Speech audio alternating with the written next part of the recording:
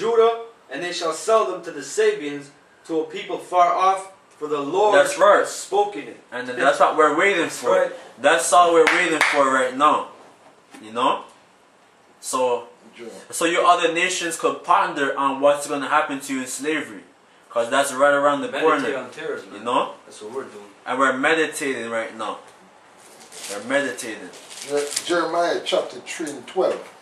Go and proclaim these words towards the north. Oh.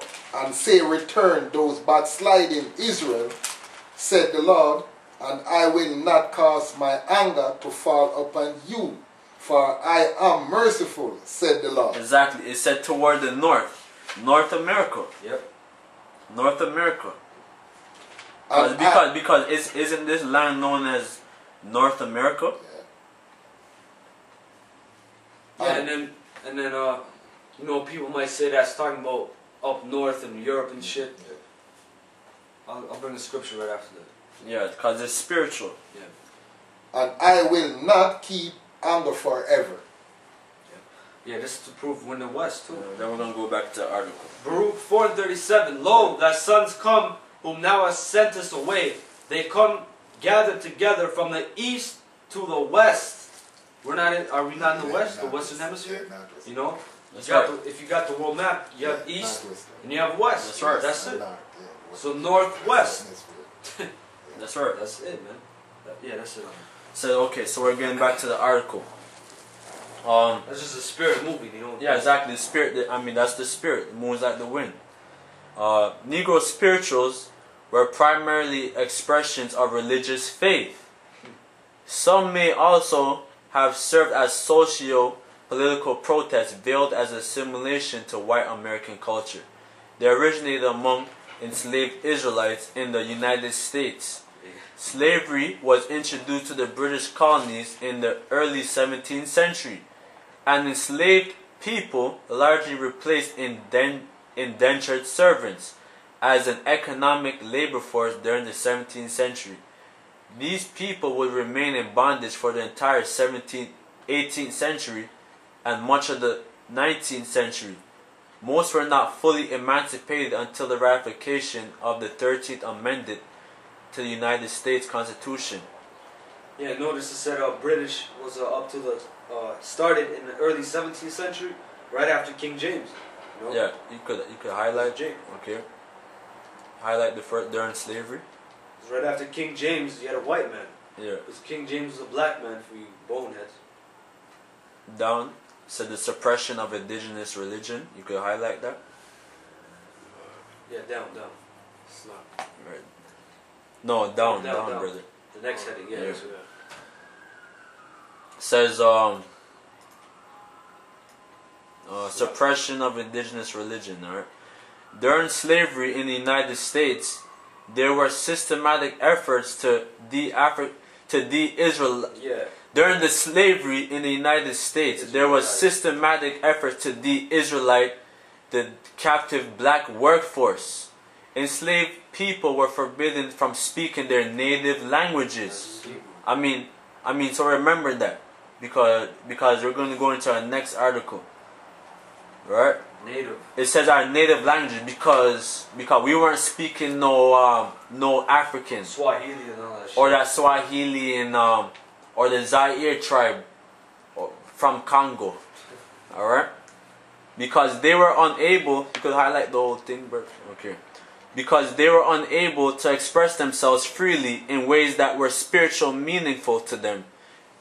Enslaved Israelites often held secret religious services, you know?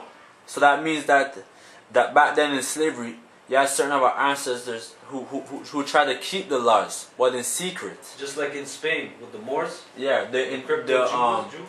Yeah, during the time of the Inquisition. Yeah. Exact same thing. Yep. Then it says, during these bush meetings, worshippers were free to engage in African religious spirituals such as spiritual possession. And then now they're going off. They're trying to make us seem like we're African, yeah, you know? Like, so you have information, and disinformation. And you could highlight that part, restrictions. Okay, done. Restriction, just that. Yeah. Restrictions were placed on the religious expressions of slaves. Rows of benches in places of worship discouraged congregants from spontaneously jumping. Okay. Scroll down, brother. The lyrics. Just looking through. It's a long article. Hold on. Go up, brother. Okay, highlight that. The lyrics of Christian spirituals reference symbolic aspects of biblical images such as Moses and Israel's exodus from Egypt in songs like Michael rowed aboard the shore, right? And then where's that scripture? I think it's Romans 11. It says our people have a zeal of God. Oh, no, according to knowledge. Yeah, and because all that's in our spirit, and there's a next one in there. Forgot how it goes. Come back to me. But Christian hymns and songs were influential on the writing of Israelite spirituals. Okay, just go down. Okay. Okay. Go up. Yeah. Many internet sources and popular books claim that songs such as "Wade in the Water" contain explicit instructions to fugitive slaves on how to avoid capture. On which routes, because all wade means is to go forward, to go through sand, to go through any condition, and on which routes to take to successively make their ways to freedom. This particular song allegedly recommends leaving dry land and taking to the water as a strategy to throw pursuing bloodhounds off one's trail. The Gospel Train and Swing Low Sweet Cherry are equally supposed to contain veiled references to the Underground Railroad, and many sources assert that Follow the Drinking Gourd contain a coded map of the Underground Railroad. The authenticity of such claims has been challenged as a speculative, and critics have pointed to the apparent lack of primary source material in support of them. And then go down. And then that was all I wanted from this article. Alright. And you get Kumbaya, the article, but someone could get Amos 8 and 10. And you could zoom up on it too, but someone can get Amos 8 and 10. Are you getting it or no? You want me to get it? Yeah. No? Yeah. Yeah. Amos 8 and 10.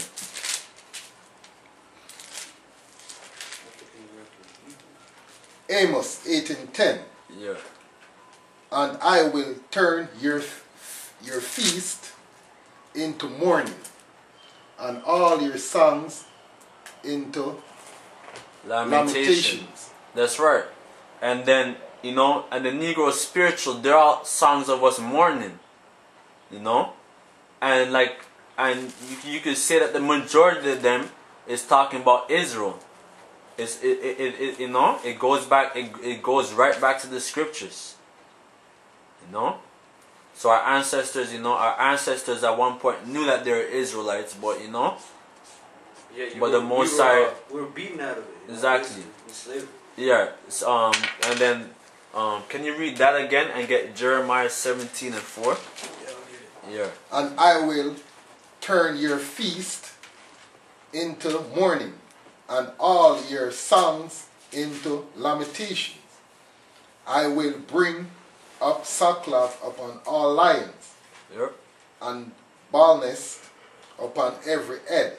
And the Most High did bring baldness, At one point, you fucking black women were beautiful, but now the Most High smited your scalp with baldness, And and that's beautiful because you deserve it, Yeah, because you deserve it, and you're still being a demon,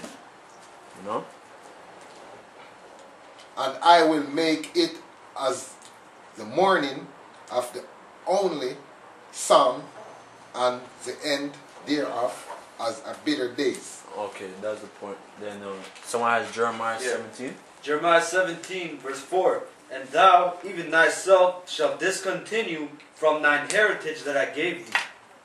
Yeah, and then that's the point, you know? And I will cause thee to serve thine enemies in the land which thou knowest not. For ye have kindled a fire in mine anger which shall burn forever. That's right, that land is a miracle. You know? And every else, and in all the lands where the 12 tribes described it. Yep. Okay? So now we're going to go into an article, you know, Kumbaya, you know? And a lot of you crackers sing Kumbaya. Yeah, I can't. And